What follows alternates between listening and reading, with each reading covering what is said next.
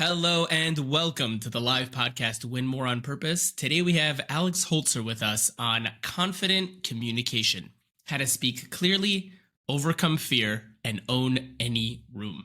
The agenda for those of you who are new here, it's going to be a conversation between me and Alex. We're all here learning together. Write down those questions. There will be a Q&A at the end, and there will be a special offer at the end, so make sure to stay tuned. For those of you who are live, you can put into the chat what it is that you're working on today, where it is you're coming from, or you can just introduce yourself, what you do, and where you're coming in from today. For those of you who don't know me, my name is Yaacov Steinberg. I am a sales coach already for the past 5 years now, full-time. And when I first started, I noticed that people were able to build 6-7-figure businesses on their own. They're good at what they do. They're passionate. Some put along the way, they learned how to speak to people, but they'd hit this glass ceiling, either because they were making it up as they went along, and that'll only get you so far, or they didn't want to be that stereotypical used car salesperson, as it were, pushy, sleazy, getting people to buy things they didn't even feel they needed. And that's where I came into the picture. Mindset, techniques, skills, really helping people to have the confidence and clarity to know who they needed to talk to, where to find them, what to say to them, and how to say it. And thank God, I've been able to work with quite a number of people that are pretty well known on LinkedIn, be it Chai Fishman, Hody Bloch, Hody Greenberger, Eli Bosch, just to name a few. And thankfully, the clients that have worked with me at the 6-7-figure realm have been able to grow by even 50% in the first 60 days of working with me. Clients at the 100K realm, give or take, have been able to grow by even 150% in the first 60 to 90 days. And those just starting out, solopreneurs, even only doing 4K a month, have been able to grow by 200, 240% in even the first 45 days. Alex, really excited to have you here today. Tell us a little bit about yourself and let's get this show on the road. Okay, hi there, Yaacov. Thanks for having me on. A similar story to you, but from a slightly different angle. I'm also in the coaching profession. I'm a communication coach, which the easiest way to tell that to people, to explain it to them, is I help with public speaking, but it's more so self-confidence, eliminating stage fright, getting your message out clearly, helping people communicate their message with others. It's an area that it's something that I've always been involved in. It's something that it's always interested me, even as a child. And I've always been picking up tips and tricks along the way, as well as some experience. And seeing people not be able to get up and share their message is something which really strikes a chord with me. And I'm out here to help people. I have a coaching program, I have courses available, and I'm here to share the message and give people the confidence that they can get up and share their message. And as we say, gain your voice.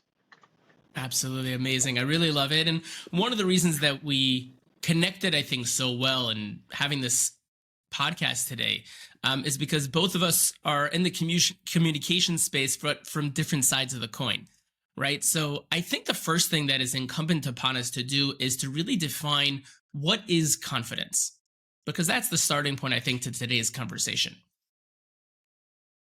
So I would say if a person owns a block of land, they got a property, and they want to build their family home over there, so they call down a builder.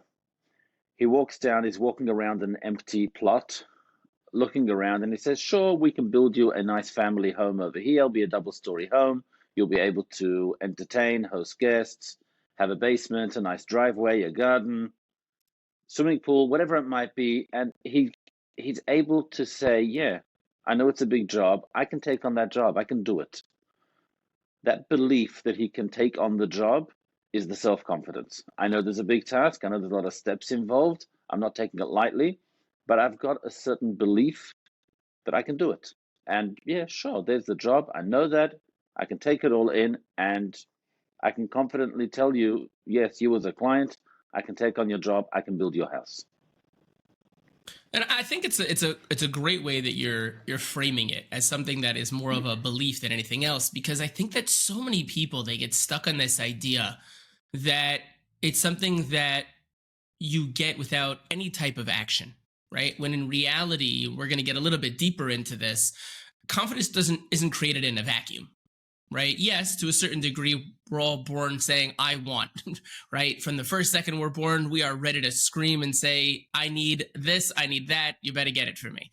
But at the end of the day, as we grow older and, we live in the greater world with so many other people, I think that gets a little bit eroded as time goes on, number one. But even more so than that, it's this this process of the value and the belief in the value of what it is that we're bringing to the table. And I think that that's a very important point that you're bringing across. I guess the next question that most people would want to know is, how do we go about getting that confidence? Okay, so that's the big question. See, people think it's like, I've crossed the road 1,000 times before, so I must be good at crossing the road because I've done it so many times. Now, you might have done it wrong. If you come to my country down here, you better look the other way. We drive on the other side of the road like England. So just because you've crossed the Right. road many times doesn't mean that you are suddenly the most experienced or knowledgeable person out there. You may be doing it Right. wrong. So I'd like to put it this way, right? I'll make an assumption. You as a coach, I know you deal with people, you have a podcast. So I assume that you'll go into a business here and there and you'll present to small groups, to staff, to management. So a little bit of public speaking you've done in small groups. Now let's just create a hypothetical scenario. Somebody calls you up and he says, Yaacov, I like your information. I like your style. I like the way you speak. I've got a big business networking event coming up, and I'd like you to be one of the featured speakers over there. Now, for you, this is a big break. You can really get yourself out there in front of a lot of people. Potentially, you could be speaking live in a room in front of 1,000 people. Now, you've probably got a couple of thoughts going on, right? This is an amazing opportunity. This is also very daunting. And this is where the self-confidence needs to kick in. How do I know that I can actually pull this off? I've never spoken in front of more than 20 or 50 people before. So let me just take you off the page for a moment, and I'll give you an example from my background. I used to be in a different business, totally different, manufacturing and retail. I was manufacturing a product which was a range of paints, colors and paints for artists. So you have a studio, you're an artist, you paint portraits, whatever you paint. We had a great range of paints for you. Now, I got involved in developing this business. There was a chemist that had produced a great formula. His formula was written for a batch of 4 liters. That was the size machine that he had. He modified it to scale it up to 10 liters, potentially to 20. Okay. So I came in and we started working with 25 liters. And then we said, listen, we're going to go and market this to the world. We need to go into bulk manufacturing. We went and we contracted a company who were going to mix in batches of 200, 400, 800, 1,000 liters in a batch. We were talking going big time. Now, how did I know that that 4-liter batch could be mixed comfortably and perfectly in an 800-liter mixer? And the truth was because he had a very solid, clear formula. We'd tested the formula. We'd worked on it in different sizes, and we knew that it was just a matter of scaling. And, Right. and we could look through it, and we could look at every single step of the process and say, where will this step in, when we scale it out and we go so much bigger, where potentially could there be something that'll change along the way? Will I need more time for things to blend in? Will I have to get a larger paddle to stir with, whatever it might be? But I could plan all that out, and I knew that I had a solid formula that works, that has been scaled to go to 200%, 400%, and now I'm going to go to X 1,000%. But it's just a scale, and I know that everything is correct. I know that everything is structured. I know that everything has been challenged and works and comes up right. So I can go big. I'm not the chemist, but I could have that confidence to speak to the people in the manufacturing plant and say, so we'll do 800 liters in a batch. We just need to modify X, Y, and Z, and we'll be good. Because I Right. know that my core offer is sound. I know that I have something solid to base myself on. I have a certain knowledge in this field. I know what I'm doing. So when it comes to the public speaking, if you know you've spoken to 10, 20 different companies, to their staff and to their board, 20 people at each setting, but you know that I've spoken about a whole host of different topics. I know that I've spoken to older to younger, to men to women, to this industry to that industry, to people who were having a rough day. I've spoken at times when the country was in upheaval, so people weren't concentrating. So I know I've dealt with so many different challenges along the way. Okay, so now that I'm speaking in front of 1,000 people, yes, there's more people to take into account, but I've already been through all of these in the test run. I've Right. already tested what I can do, so I have the confidence to say yes. Now I know I've never spoken in front of 1,000 people, but I know what's involved. And I know I have an offer that can work there. And I know that I've tested that somewhere. So I've got the belief that I can do it. Will there be nerves? There can be nerves. That's fine. That's okay. That just means you're taking it seriously. It means you actually appreciate the moment. That's good. I don't want you to be apathetic, but I know that I can do it. I actually believe that I can do it. I may lose sleep for a week over it because it's a big moment, but okay, that's fine. But I'll grow and I'll get there. But I know deep down that I've done all the different steps that are required here. All the reasons that people can say to me, hey, but why are you going to do that? And how are you going to manage this? I'll say, no. I've done that small scale before. And I know that I'm just transferring that into large scale, but I understand exactly what's needed. And I've got some understanding or experience, either one, to draw back on. And now I've got the belief that I can actually do it myself. And I think it's a very important point that you're bringing out, because a lot of times it comes down to, like you're saying, experience, right? The fact that we've taken action in the past and the fact that we've tested it out in different modalities in different ways. And that really brings us to a place of being able to see what happened during those different experiences. They came out in a positive light. That gives me confidence. And I can always go back to those moments in time. Is there a way to get confidence when you don't necessarily have those moments in time to fall back on? Is there something else that could help us to step into a confidence that we don't necessarily have the activity behind us that can give us that feeling? Yeah, 100%. It's so much more the understanding of what's going on, more than having done it before. Much more than that. Right? So if you were to, I can give a simple example that I use. If I travel overseas, I rent a car and I drive around. Now I have relatives who will say to me, hold on, you're driving around in the States, they drive on the other side of the road. Aren't you scared? And I'm like, but I need to. I can't get around without it. But, there's so many buts. Somebody gave me a word of advice once, and he said, look, the rule is driver is always in the middle of the road. Doesn't matter if you're on the left or the right, driver's always in the middle of the road. And I keep that in mind. So I'm driving in a new environment. I'm driving in a new country. I'm driving in a way that I'm not comfortable, but I know my rule. And once I have my rule, I'll go take it on. But you've never done this before. That doesn't matter. I understand how it works. If I understand how it works, then I'm not thrown off. There's no surprises because I can handle that. I have my rules. I know what to do. So it's a lot more about understanding what's going on that gives you the confidence. It's the clarity of understanding the situation in front of you. I always say that there's, especially people in leadership positions, will often be thrown into a position where they need to speak or lead or do things that they have never done before. Right? There's a lot of studies that have been done. They like to analyze George Bush's address on the night of 9/11. I don't know if I'm aging myself here, but I clearly remember it. But nobody prepares a president for that type of event. Right. But he gave an address that evening, which he really nailed. Somebody explained to him clearly what is required in this moment.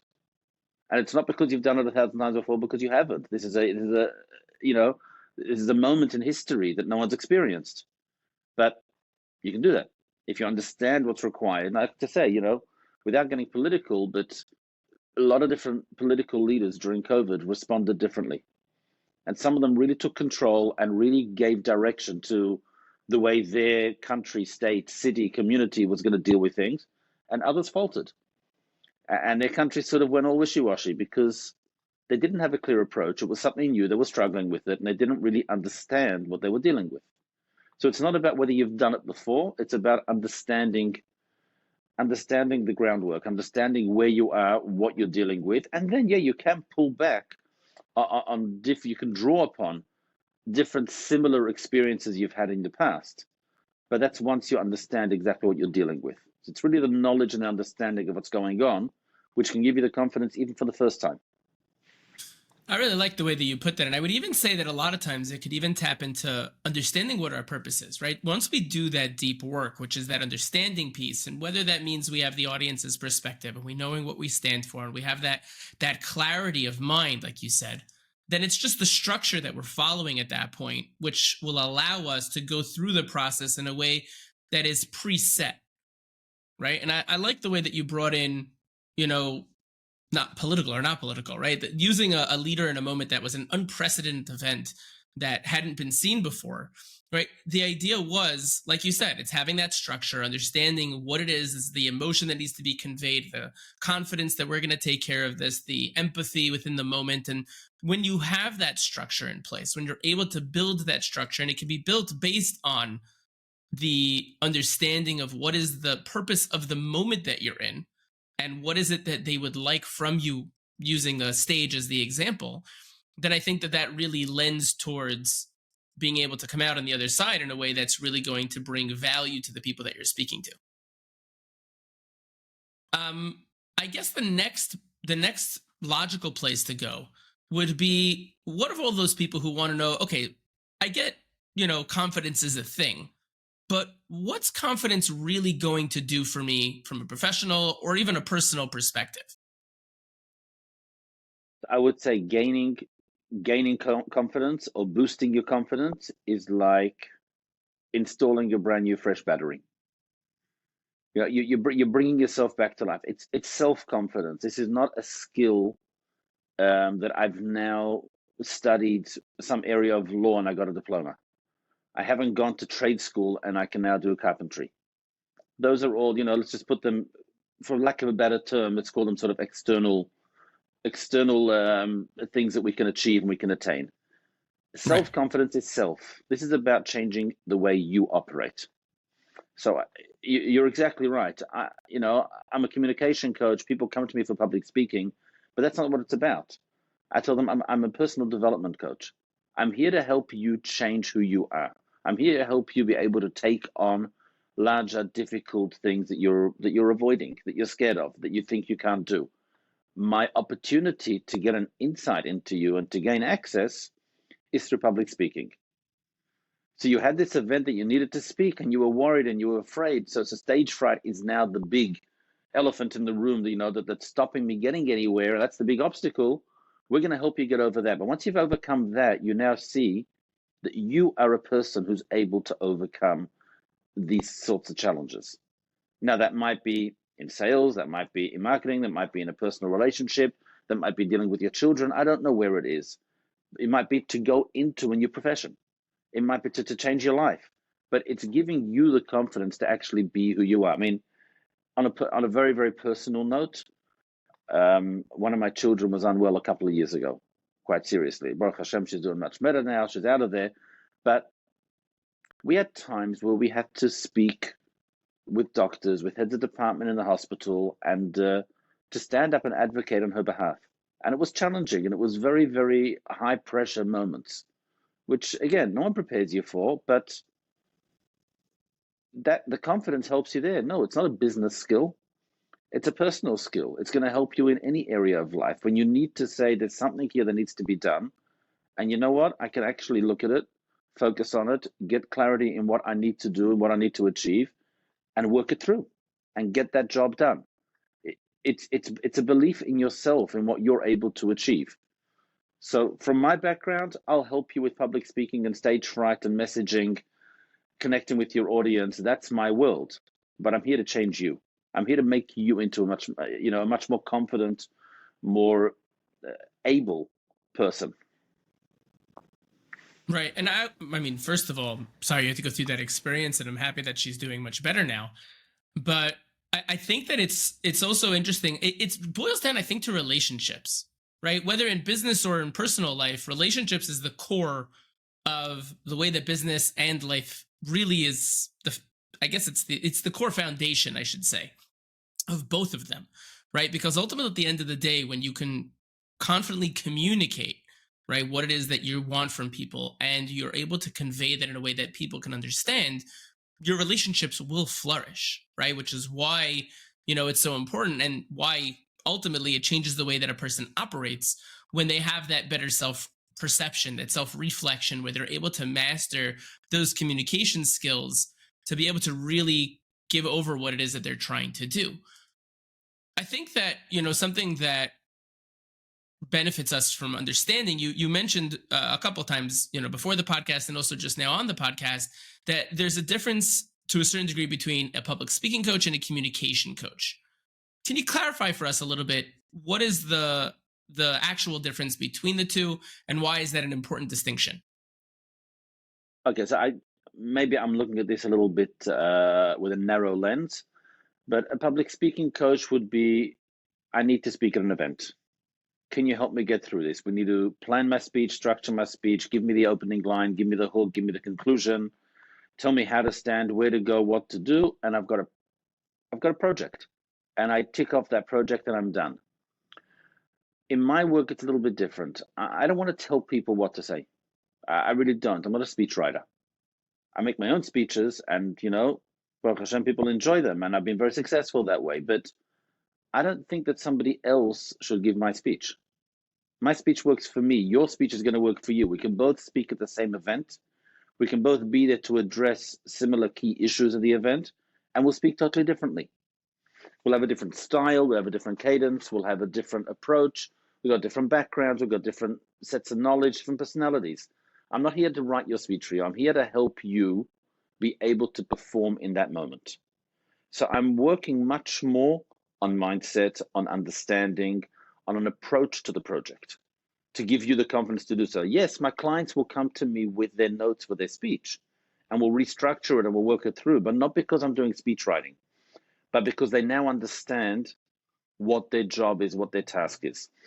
I like to talk about one of my very early clients, a very good friend, came to me. He says, look, I want some help. My son's bar mitzvah is coming up. We're hosting a nice dinner and I need to speak. Can you help me with my speech? He never, ever speaks in public. He's a great salesman. On the floor, schmoozing with people, he is fantastic. In a formal setting, getting up and speaking and presenting, not his thing, not his personality. I said to him, Michael, seriously, I got a whole host of questions for you.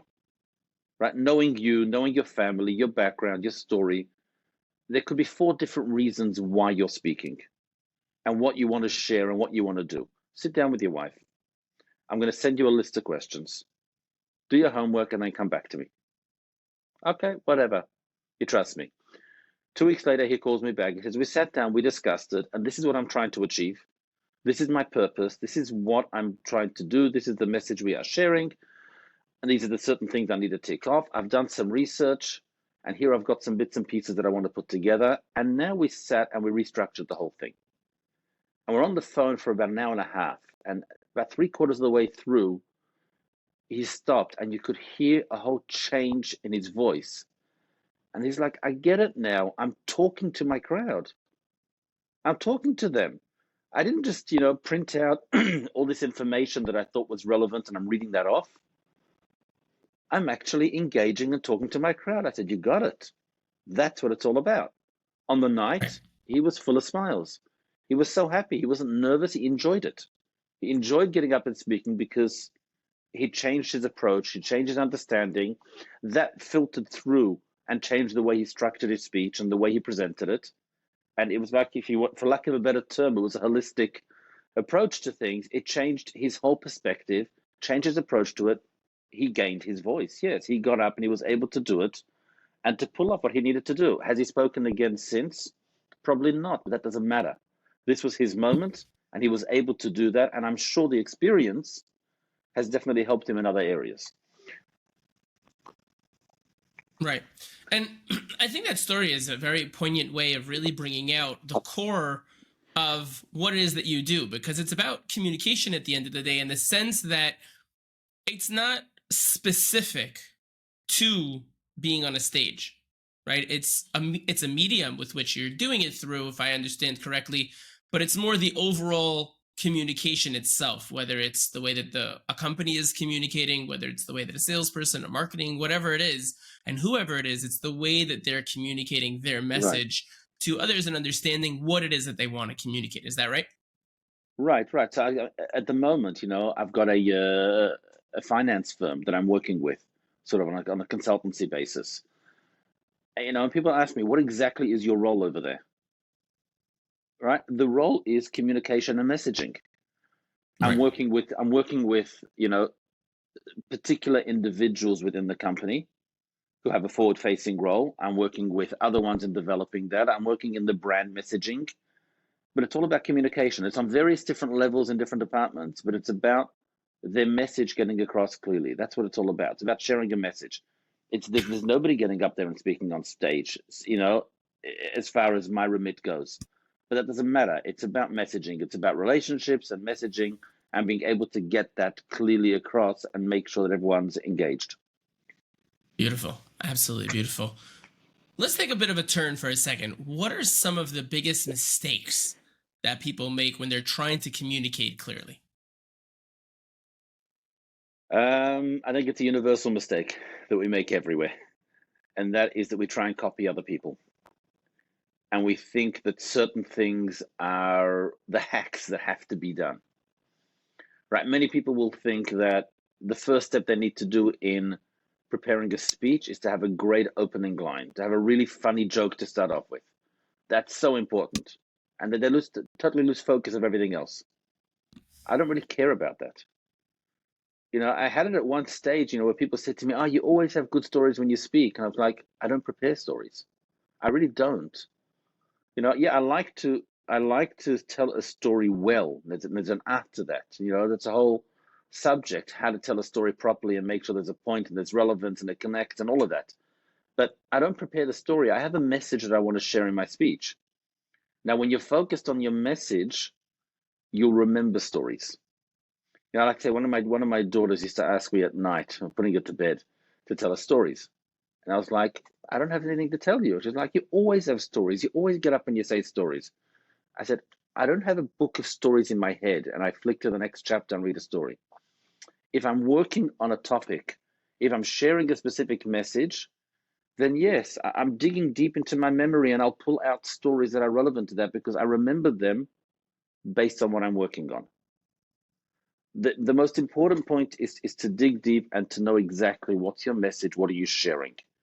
Is it going to be a joke? Is it going to be a story? Is it going to be personal? Is it going to be something from the news? Is it going to be some other research? That doesn't matter. That's just the packaging. And people get too caught up on that, on the catchy line that you've got to come away with on the fridge magnet and the joke and the stories and your arms have to move this way and raise your voice and be dramatic. That works for someone else with a different personality. It doesn't necessarily work for you. When you try and copy someone else's style, it comes across as insincere. You've got to be you. You've got to come into your own, and that comes by focusing on what you're actually doing and being yourself. And I think that comes down to, personally, seeing somebody get up and trying to imitate a successful speaker, trying to imitate somebody else who's great, but it doesn't work for them. I would say there's a certain lack of confidence there. You're not comfortable being yourself. You can't just share it your own way. Some people speak softer. That's fine. As long as that works, as long as you're able to get your message across. So it's really about digging deep, knowing what your purpose is, why you're meant to be there. The first part of all my coaching is the why. Very much about the why. You've got to really, really clarify your why, because the biggest issue that's going to hold you back is that little voice in your ear that's going to say, like, why are you up there? That's the stage fright. There's so many people out there. They're all better than you. They're all more knowledgeable. They're smarter, more successful than you. Why are you the guy up there speaking? That's the big voice in your ear. And if you can turn to that and say, no, I'm here because this is my expertise. This is my moment. I'm the father of the bride. This is my place. I prepared for this. I'm going to do this. Not because I'm funny, not because I can act on stage, but I'm here because there's a reason why I'm here. And I've prepared for this. This is my moment. So that's where you want to go. You really want to go deep and say, why am I the man for this job? Why am I the person taking this on? To look for all the other packaging or the shtick, it's nice. It comes in afterwards and it's packaging, but that's not really going to make your speech. That can end up being a distraction. I guess my question would then be that even once someone gets their purpose, they understand the why, they realize why they're the ones in the front of the room, there are going to be times when either way they have, perhaps a bit of that stage fright, even if they have confidence in their message or a different type of communication anxiety, let's say, what are some practical techniques to be able to help them to speak with confidence? The one thing I'm a big believer in is the power of the pause. That is that's something that I'm personally a big believer in. I like to, those who are close to me know when I get up to speak, I will just stop and just survey the crowd, and it will take me 5 seconds before I start. Now, I'm not doing that just to build up the tension and create a bit of a moment. What you're going to do? It's just to ground myself. I know from experience that if I rush into something, I will find myself speaking faster. I'll notice that my breathing is shallow. I'll notice that the physical signs of nerves. And the way to get over that is to ground myself and to just say, hold on a second, you've got this. You've prepared. Don't let the nerves overtake you. They're there, they're real. I understand that, and I'm aware of that. But I stop and I breathe deep, and it's just going to take a few seconds, and that's fine. That's perfectly fine. I mean, in general, I coach people to speak slower than they want to. Even speak to the extent that you think it sounds stupid. Because in the moment, the nerves are always going to make you rush. You're always going to speak faster than you do normally. And even your normal could probably be too fast for your audience because you know your information already and they don't. They probably need more explanation that you haven't thought about giving them. They're fresh to the topic, you've had it in your head for so long. So you need to slow it down, you need to explain it to them, and you need to factor in the nerves that are kicking in that are going to make you speak faster as well. So just slow yourself down. What's going to happen? They said that I could have played him on 1.1 speed. Okay, that's not so bad. If you stopped and you paused just to find the right word that will best illustrate the point that you're trying to make. That wasn't excruciatingly slow. That was just someone who was being deliberate. I slowed down either for effect or I slowed down because I'm actually engaging and I'm thinking and I'm working with you and I want to do this right. People appreciate that. That's fine. So just give yourself that space, give yourself that allowance to just breathe, to just calm yourself and just to slow down. And then you'll come back into it. It's the rushing and the speed and the breathing and the fidgetiness and all of that is nerves taking over you. They're physical signs of the nerves coming too far. Yes, there's a certain amount of nerves that are fine and healthy. That's okay. It gives you a bit of an adrenaline rush. It puts you in the moment. You take it seriously, but you don't want them to overcome. They want you to overtake you and to really take control of you. But if you can just ground yourself, then you'll work with it and you'll do fine. I love that. I think that's really powerful. A lot of times people who are even confident within their communication, they know what it is that they need to do. They have tough conversations that they need to have, perhaps, or objections. How would that be different, or how can they even respond effectively when they're under pressure? So again, if we go back to the contrast between a public speaking coach and a communication coach. So without any disrespect, but I would say that question is very good for a public speaking coach. You trained me to do X, and there was a curveball here, and now I don't know what to do. Okay. My approach is I'm training you to be the person in the moment. I'm training you to take control of yourself and to be able to function here. One of my early clients, a woman in real estate, she was speaking at a networking event, never spoken in public before.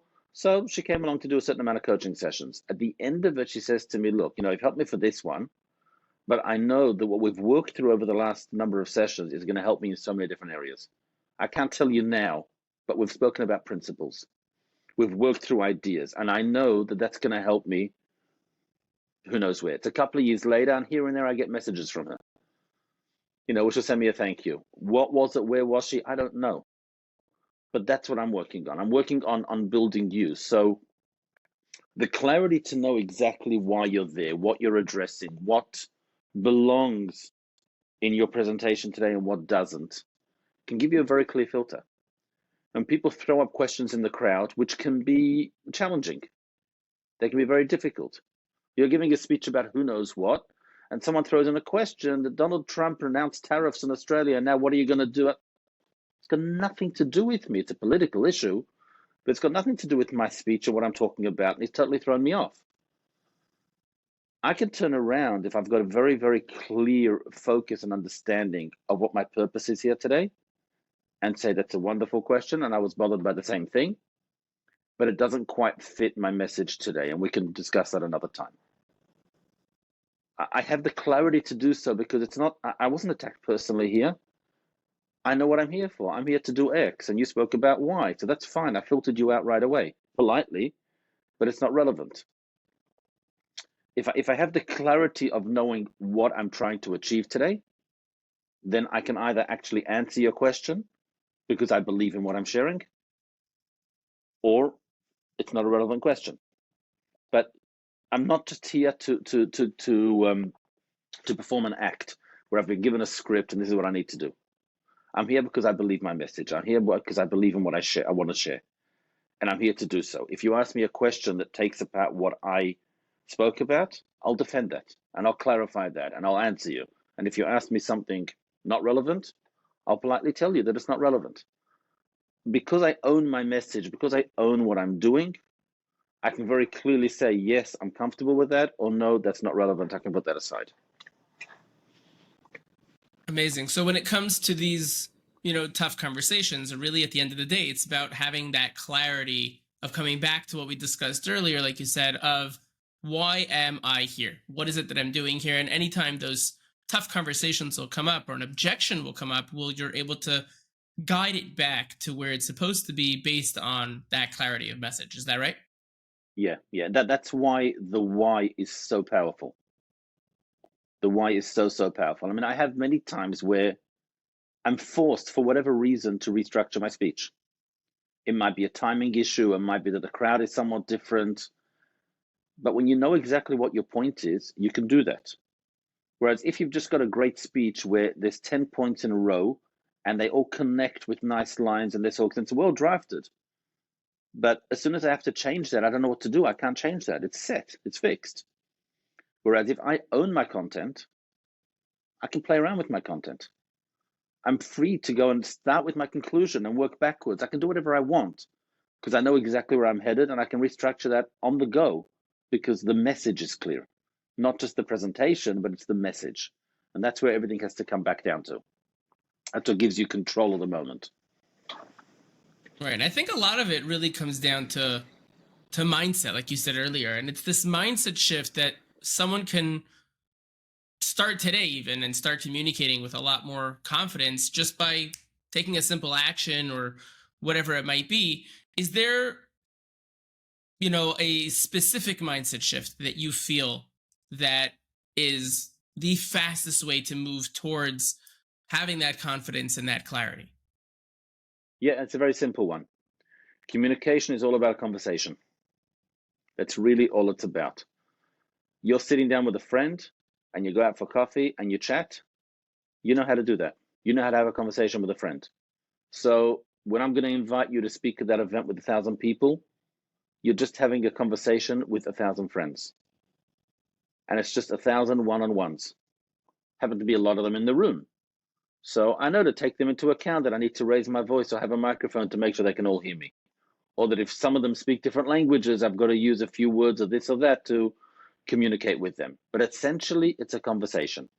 Everybody understands, naturally, most of us do at least, what aids and promotes a healthy conversation and what things disturb us from having a conversation with a friend. So think about just a one-on-one conversation. You sat down, you met someone, and you had a good schmooze. You know what works there. And you build on that to speaking around the table to a group of people, and you keep on building on that. It's just about having good, solid conversations. So in this setting, the conversation needs a little bit more tweaking at the edges to make it appropriate. But at the end of the day, like we said before, I'm not putting on an act. I'm sharing a message with you. So I'm having a conversation with you, with lots of yous in the room and with a big body of yous. But it's just a conversation. I want you to understand my message. I want to hear your objections and be able to answer them, whether they're expressed verbally or not, depending on the setting. But I'm sharing something with you. We're having a conversation. At the end of the day, that's the root of it all. The root of it all is just we're communicating. It's a two-way street. We're having a conversation. And you can begin by conversations with friends, by phone calls, just being a bit more focused and not deliberate, but being more intentional when you have a conversation to think about what you're doing, and think about what you're saying, and think about how you're making your point. And you start small scale, but like we started with, that's that's your 4-liter drum, that's your small area. And when you've done it in many conversations and you've seen the conversations shift because you're much more focused, you're more engaged, and the people became more engaged, you'll say, you know what, I can do that in front of 50 people because I've done it in 50 one-on-one conversations. I understand what I'm doing now. Right. I think the thing that comes to mind when you mention that is a lot of times conversations, and I tell this to my own clients as a sales coach, conversations are really made up of asking good questions in the right way at the right time. When it comes to those conversations, I think this is the point you're bringing out. Correct me if I'm wrong. It's more about where you're trying to go as well, not just asking random questions, right? That's why it's the right questions. Because when you understand the purpose of the conversation and how you're trying to be involved within that conversation, whether you're trying to help someone, whether you're trying to guide someone or whatever it might be, that's how you go through the pathway, as it were, of that conversation. So would you then say, if I understood correctly, that when you're giving a speech from the front of the room to 1,000 people, you're just editing or changing the way that you're going through that pathway, as opposed to you asking questions and getting responses? You're making sure that you understand where the audience is coming from and what are the things that they would be responding to, so you can effectively navigate through that process to give over effectively what it is that you want to give. Is that what you're saying? That's it. You've done well in this coaching session so far. Awesome. Okay, good. Yeah, that's exactly it. You've got to know, who are you? What are you bringing to the table? Who are your audience? What do they need to know? What are their objections? And then where can we meet? Beautiful. I guess my last question over here would be, and we'll open the floor to Q&A if there's any questions that we have, but if someone only remembers one thing from this entire episode, I know what my answer is going to be, but what would your answer be on what should that one thing be? Besides for the sales pitch, but no, but to stay focused. I think I love the question, and I would leave the question as it is, because what you're saying is you've had a conversation, you've discussed a lot of ideas. What's the central theme? What are you coming out with?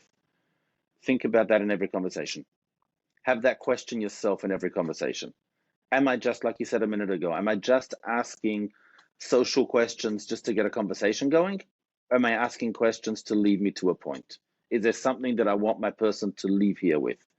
So with this finance firm that I'm working with, one of their people is pitching tomorrow in a quite a large deal. And so he went through his presentation with me in advance. And he says, look, Alex, what's bothering me? I need to finish this off with a clear call to action. And I'm not sure what that step is. I've answered this question, that question, and that question. And I really need to nail what's the next step. What are they going to walk out of my meeting saying?